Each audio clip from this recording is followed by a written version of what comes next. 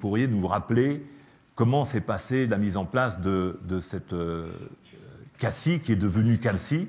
Vous avez été président de la Chambre de commerce, puis vous êtes devenu ministre, et maintenant vous êtes un industriel, un politique aussi, très impliqué dans la vie sociale et la vie politique en Côte d'Ivoire. Vous pourriez nous rappeler comment ça s'est passé déjà sur la CACI?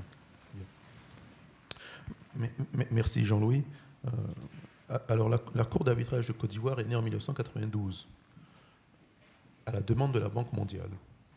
Donc ça n'a pas été une volonté propre des autorités ivoiriennes, mais c'est la Banque mondiale qui voulait que le secteur économique ait tous les outils de résolution des conflits, donc les tribunaux et également l'arbitrage. Malheureusement, il y a eu beaucoup de résistance. Donc entre 1992 et 2002, entre le moment où elle a été mise en place et le moment où je suis moi arrivé à la présidence de la Chambre de commerce, il ne s'est pratiquement rien passé. Elle a été mise en place avec un budget de fonctionnement au départ et elle devait ensuite générer en elle-même les ressources pour continuer. Donc lorsqu'il y a eu la coupure du soutien de la Banque mondiale, il fallait remettre cette cour d'arbitrage sur les rails. Et la résistance était venue essentiellement du monde de la justice en Côte d'Ivoire, qui voyait la cour d'arbitrage comme une concurrence. La résolution des conflits du monde économique il faut le dire, est une manne pour la justice ivoirienne, non seulement pour l'institution judiciaire, et pour les personnes, mais pour les personnes également. La loi qui permet à une sentence arbitrale d'être appliquée, d'être exécutée, ne passait pas. Donc elle n'a jamais été présentée à l'Assemblée nationale et même en Conseil des ministres, ça n'arrivait pas à passer. Donc à ce moment-là, la Cour d'arbitrage avait la possibilité de rendre des décisions, mais des décisions qui étaient... ne s'imposaient pas. Voilà. Tout simplement. Il fallait passer par le tribunal pour pouvoir... Voilà. Et donc, tous ceux qui avaient une clause compromissoire se disaient ça ne sert à rien. Donc la première bataille était d'avoir cette exéquature. Ce que nous avons obtenu, mais on l'a obtenu très tard, on l'a obtenu en 2011. C'est à ce moment-là que vous étiez vous-même J'étais moi-même président de la... J'ai mis 9 ans pour l'obtenir. Donc la Cour d'arbitrage reste toujours dans la résolution du conflit. Mais il serait bien d'avoir la prévention du conflit. Ne pas arriver toujours... Quand vous êtes dans l'arbitrage, dans la sentence, c'est que vous êtes déjà dans la décision pour trancher. C'est la décision de contrainte ou alors l'accord des parties. Voilà. Et la médiation, je n'y connaissais pas grand-chose jusqu'à ce qu'on s'y intéresse vraiment pour dire il faudrait qu'on ait, avec donc le président de la CACI, M. Tali Akouba, avec les élus de la Chambre de commerce, on s'est dit il faut qu'on ait tous les outils que le monde économique a à sa disposition pour bien fonctionner, et il nous manque la médiation. Comme ça qu'on y a pensé, on a été très heureux de pouvoir rencontrer toute votre équipe pour enclencher cette médiation, et la CACI est devenue CAMSI. La CAMSI. Et j'ai appris une chose, c'est qu'il faut différencier le médiateur de l'arbitre ou de l'arbitre médiateur, parce que celui qui a une formation d'arbitre et qui est médiateur,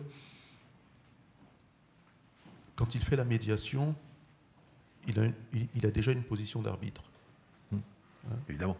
Alors que le médiateur pur, le médiateur professionnel, est toujours dans la prévention, alors que l'arbitre peut penser à un moment donné qu'il va prendre une décision à une sentence. Bien sûr, bien sûr. Donc c'était tout l'exercice qu'il fallait. Pendant tout le processus de la formation, j'ai découvert une science à part entière, avec un processus structuré, une démarche scientifique qui en garantit la reproductibilité. Et ça, c'est important parce que moi, à la base, je suis un pharmacien, donc j'ai une formation plutôt scientifique, les expériences. Donc, on est très attaché à la reproductibilité des choses.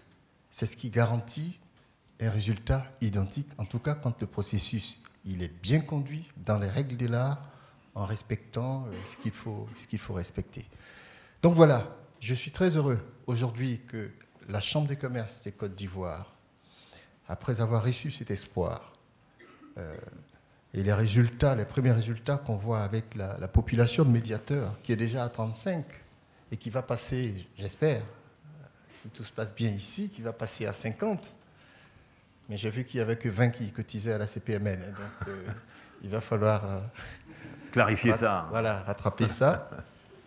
Et donc, la Chambre des commerces est résolument engagée dans la promotion de ce mode novateur de règlement des conflits. Alors l'équipe de personnes qui vont suivre la formation augmente parce que évidemment, il y a toute la Chambre, comme j'ai indiqué dans mon projet professionnel concernant la suite de cette formation, la cour d'arbitrage qui va devenir, qui va monter en puissance en termes de médiation, donc qui va véritablement être une cour d'arbitrage et de médiation avec ces juges consulaires qu'on va ramener à la formation, à la médiation, de façon que le service rendu soit à la qualité requise.